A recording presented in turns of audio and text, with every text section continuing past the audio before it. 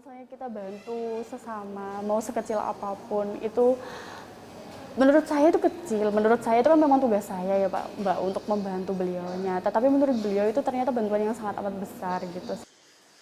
Menjadi petugas BPJS 1 adalah tugas yang mulia bagi Nurfi Aisyah. Ya, Nurfi adalah satu dari 7 petugas BPJS 1 Surabaya yang secara bergiliran berjaga di rumah sakit dan fasilitas kesehatan lainnya. 2 tahun menjadi petugas BPJS 1 memberinya banyak pengalaman berharga. Apalagi tugasnya adalah menjadi jembatan antara pasien dengan rumah sakit untuk mengkomunikasikan masalah BPJS Kesehatan. Sebagai petugas BPJS 1 di Surabaya, ia bertanggung jawab untuk 7 hingga 8 rumah sakit. Tantangan tentu ada, apalagi peserta jaminan kesehatan di kota Surabaya cukup tinggi. Melihat banyaknya peserta ini pun membuatnya harus memberikan pelayanan yang maksimal. Kayak setiap harinya, jadi mau tidak mau selama kita masih memegang HP atau kalau nggak gitu memang nggak tidur gitu ya Mbak. Jadi kita harus tetap standby untuk balas pasien, untuk balas rumah sakit sih. Karena pasti ada konsultasi mengenai data-data pasien yang bermasalah atau seperti apa gitu sih Mbak. Itu juga Sabtu Minggu juga sama aja terus 24 jam. Layanan BPJS 1 ini kepanjangan dari BPJS Siap Membantu. Resminya, layanan ini sudah ada sejak 2020 di berbagai wilayah Indonesia. Tugasnya untuk memberikan informasi dan penanganan pengaduan dari peserta jaminan kesehatan. BPJS 1 Surabaya bagian dari kantor cabang utama Surabaya, merupakan salah satu yang memberikan layanan aktif. Cukup mudah menemukan petugas BPJS 1 di rumah sakit. Biasanya, petugas akan mengenakan rompi khusus berwarna oranye.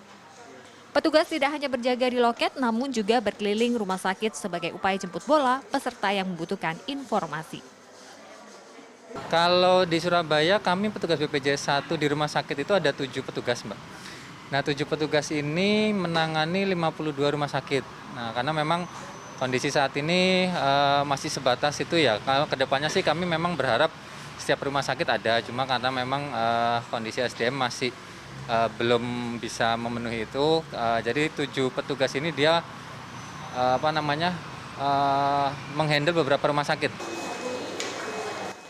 Di salah satu rumah sakit ibu dan anak Surabaya ini contohnya sebagai rumah sakit yang terbantu dengan adanya petugas BPJS 1.